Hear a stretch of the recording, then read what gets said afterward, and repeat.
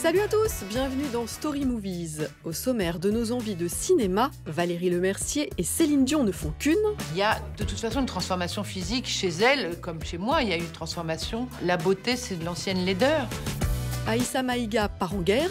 Ce que je vis moi-même en tant qu'actrice noire en France, ça a quand même généré un sentiment de révolte parfois. Et on voyage du Maroc à l'Italie grâce au nouveau film de Nabil Ayouch et Nani Moretti. Me lo daresti un passaggio? Merci.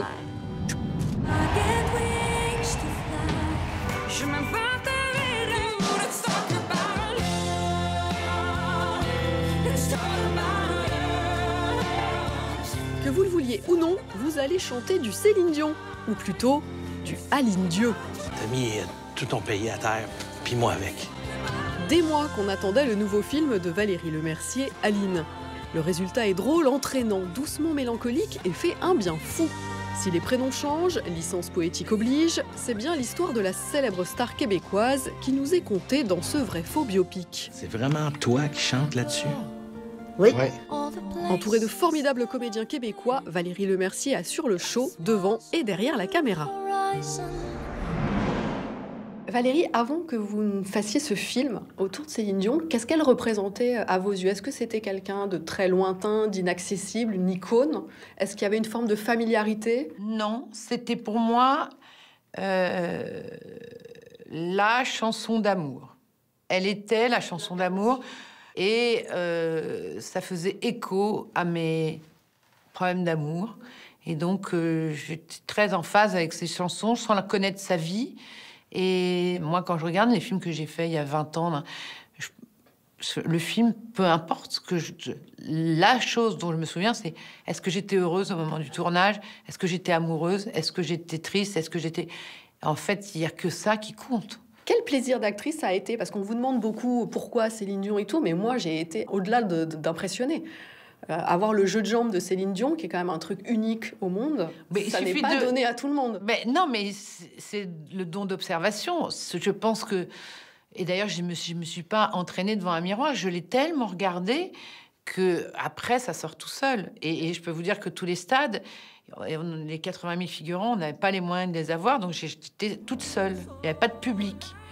À force de bien regarder, d'être à 1000%, comme dit Guy Claude, à 1000% dans mes chansons, enfin dans ses chansons, c'est pas les miennes, ben ça vient.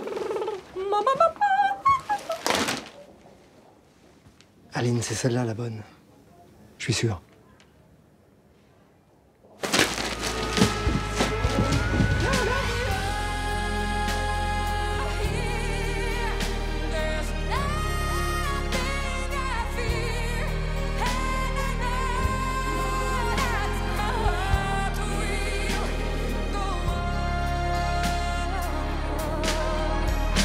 Je me suis mise en forme aussi, bien sûr, pour jouer, mais aussi, quand on est en forme, on peut plus facilement emporter avec soi une équipe. Et cette équipe-là, j'ai déjà fait Marie-Francine avec eux, on se connaît bien. Ils savaient bien qu'il y a des moments où j'étais pas là pour autre chose que pour chanter, ou pour jouer, ou pour mes... Voilà. Et puis les acteurs sont tellement bons. J'ai fait 6 films. J'ai jamais eu des acteurs aussi doué et aussi drôle et à fond et content d'être là et heureux de jouer. En fait, c'est alors rien ça devrait être la base. Pardon? Ça devrait être la base. Oui, mais il y a aussi des gens quand on leur propose un rôle, ils daignent l'accepter. Mais je veux dire, là, ils sont vraiment contents et ils le disent. Et c'est pas plouc de dire qu'on est content. Ça n'a pas de bon sens, Aline. On peut se trouver beaucoup mieux que ça. Faut que tu guérisses. Je suis pas malade, maman. Je tombe en amour. Je l'aime gros. Puis je suis sûre que lui, c'est pareil. Vous le disiez, c'est votre 6e film. À partir de quel moment vous vous êtes vraiment senti cinéaste? Bah, le premier, c'était assez radical. J'avais quand même osé faire un film d'époque, mais sans époque, c'est-à-dire sans poussière, sans napperon en dentelle. Le côté visuel, formel, a toujours été important. Mais là, la mise en scène, elle était faite dans ma tête avant le tournage. Par exemple, je voulais qu'elle sorte avec sa robe de mariée par la fenêtre. Donc, on avait au costume un châssis de fenêtre qui faisait partie de nos accessoires pour voir si cette robe-là passait, s'il fallait l'agrandir, si on pouvait passer. Enfin bon, avec la tiare, comme ça. Ok. La robe, c'est 800 heures d'essayage. Et il y a des films qui vous nourrissent? Ou même pas que des films, d'ailleurs. De films qui me nourrissent. Moi, pour moi, le plus beau biopic, je ne me compare pas, mais c'est Amadeus, que je trouve le biopic le plus réussi, parce qu'il y a un parti pris très fort. Et je pense que la grande affaire de Salieri, c'était pas forcément la jalousie envers Mozart, mais comment montrer un génie, si ce n'est en montrer un qui ne l'est pas. Mais le film qui m'a inspiré, bizarrement, c'est Amélie Poulain, pour faire celui-là. C'est-à-dire qu'il y a beaucoup d'ellipses dans le film. Et je trouve que la façon de faire passer le temps, la neige sur un nounours, et puis après le beau... Enfin, je veux dire, c'est très, très habile. Et j'ai plus été inspirée par ce film-là que par d'autres biopics, par exemple. Un jour, vous avez dit que pour vous, l'important, c'était de faire de l'effet. Alors, quand vous faites du cinéma, vous avez envie de nous faire quel effet? Ben, j'ai envie de vous faire rire et j'ai envie de vous émouvoir, les deux. Il y a de quoi dans cette histoire émouvoir et faire rire. Elle est un clown. Et d'ailleurs, j'adore leur lien parce qu'elle le fait rire tout le temps, jusqu'au bout. Il rit, et je pense qu'un couple qui ne rit plus, c'est mort. Et on en revient à l'amour. Et on en revient à l'amour, mais quand on fait rire son mari, son compagnon, enfin, voilà, tout est plus léger.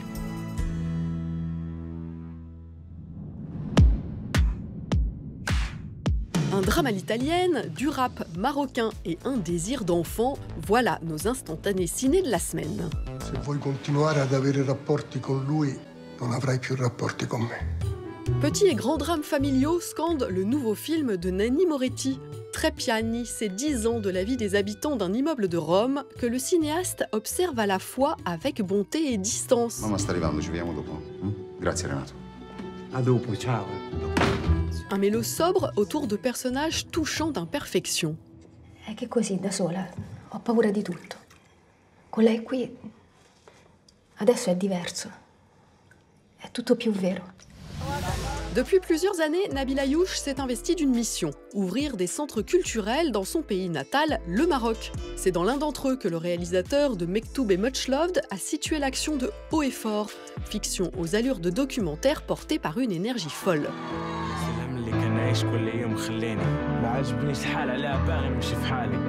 Un ancien rappeur est recruté dans un quartier populaire de Casablanca pour partager son art avec les jeunes du coin, provoquant un tollé chez certains parents. Voilà.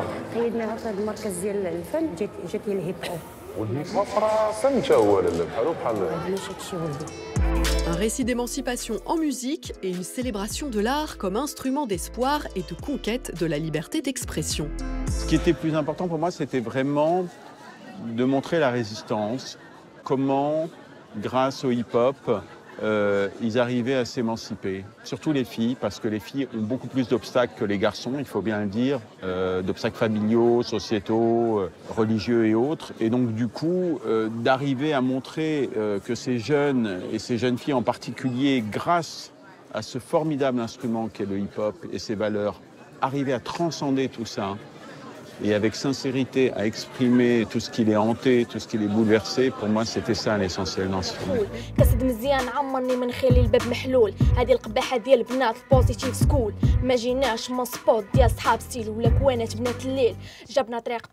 savez, il faut une sacrée personnalité quand même pour arriver à braver tous les interdits. Et quand on ressort et qu'on traverse le quartier pour rentrer chez soi, dans le bidonville d'à côté, et qu'on affronte tous les gens qu'on a rencontrés sur le chemin, et pareil en rentrant à la maison, faut en avoir. Comment est né ce désir d'enfant? Moi, depuis que je suis toute petite, j'ai hyper envie d'être maman. Voilà un film qui interroge, qui bouscule, car il aborde un sujet éminemment délicat, le désir d'enfant des personnes transgenres. Inspiré d'une histoire vraie, A Good Man raconte comment Benjamin, un homme transgenre, décide de porter un enfant à la place de sa compagne, stérile. Je sais pas où on va moi non plus, je sais pas comment les gens vont réagir, je sais pas comment moi je vais réagir. Mais on en a traversé des choses, non? Derrière la caméra, Marie Castille mention Char, qui avait notamment signé le bouleversant Le ciel attendra autour de la radicalisation.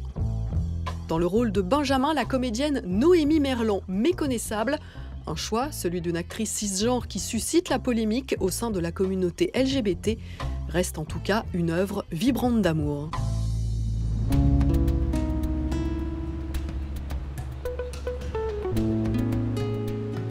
Bonjour Aïssa. Bonjour. C'est comment bien, ça mais va? très bien, c'est bien de se retrouver. Bon, c'est un peu urbain, ça manque de verdure, tout ça, mais bon, il y a quand même ces. Il y a de belles photos. Ouais. C'est une femme de combat. Voilà des années que la comédienne Aïssa Maïga prend la parole pour plus de diversité et d'inclusion. Dans un livre collectif et un documentaire, elle dénonçait les discriminations subies par les actrices noires cantonnées à des rôles stéréotypés. Et c'est à travers un autre documentaire qu'elle part désormais en guerre contre le réchauffement climatique.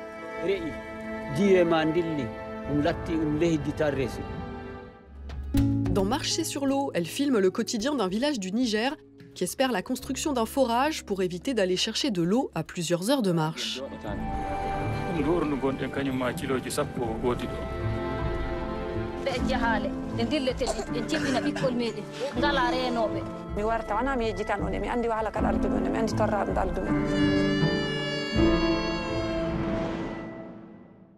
Ça fait longtemps que la question écologique et la question antiraciste, pour moi, sont connectées parce qu'il est vraiment question du rapport à l'autre avec un grand A, que l'autre soit quelqu'un qui n'a pas la même couleur de peau, quelqu'un qui n'a pas le même genre, la même orientation sexuelle, ou l'autre étant la nature à conserver et la biodiversité à conserver. Et j'avoue que ce projet, il a fait se rejoindre beaucoup de choses. La question écologique, d'une part, et également un point de vue d'un village africain sur cette question-là. La réalité africaine par rapport au réchauffement climatique. Parce qu'en général, on entend parler des pays industrialisés et on n'a pas forcément l'écho, en fait, de ce que vivent les habitants de zones qui sont impactés par le réchauffement climatique, alors même qu'ils ne sont pas les personnes qui ont une empreinte carbone qui créent le dérèglement.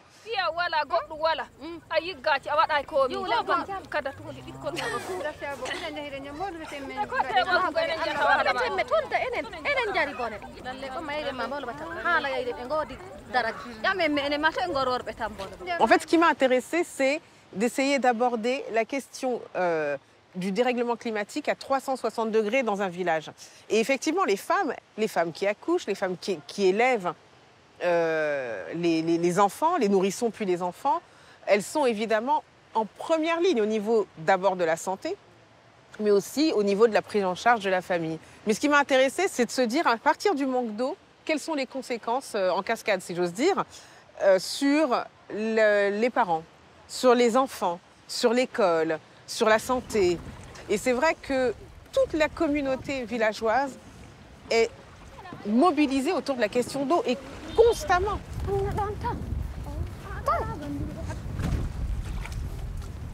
Quand est-ce que vous avez cessé de n'être qu'une artiste, qu'une actrice, pour devenir aussi la guerrière que vous êtes, la militante que vous êtes? Non, mais moi, j'admire beaucoup votre combat, surtout qu'il dure depuis des années. Ce que je vis moi-même en tant qu'actrice noire en France, ça a quand même généré un sentiment de révolte parfois. Et j'ai jamais trouvé qu'il était bon de se taire. Je pense que quand on est témoin d'injustice, ou victime même, faut arriver à trouver les moyens de s'exprimer ou de pouvoir en parler même autour de soi pour se sentir moins seul. Et puis, on est quand même dans une période aussi qui est très positive, je trouve, en termes de combat pour les droits des femmes, pour les droits des minorités en général. Mais en tant que comédienne, ou quand vous voyez émerger des cinéastes comme Lajli, Maïmouna Doucouré, Mati Diop, là vous vous dites ça bouge ou c'est encore quelques exceptions dans un courant généralisé qui reste quand même Alors très, moi, j'aime les chiffres. Ouais. Parfois c'est important. Oui, parce qu'on peut toujours dire mais il y a un tel, il y a un tel, et sûr. c'est très bien. Et en plus là, vous citez des gens qui tous les trois sont hyper doués. Mais moi, j'aime les chiffres.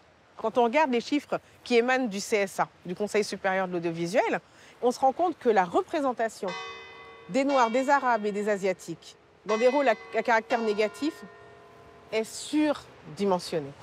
Encore aujourd'hui.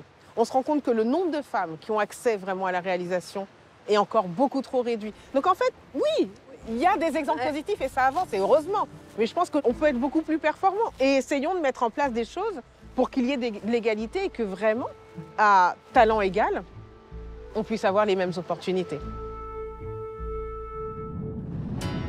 La semaine prochaine dans Story Movies, Emmanuel Berco et Benoît Magimel nous font verser un torrent de larmes. C'est une grosse pleureuse, ouais. Et Pascal Elbé n'entend plus rien et c'est très drôle. J'entends bien ou j'entends rien? Rien. Rien? Oui, rien. Salut!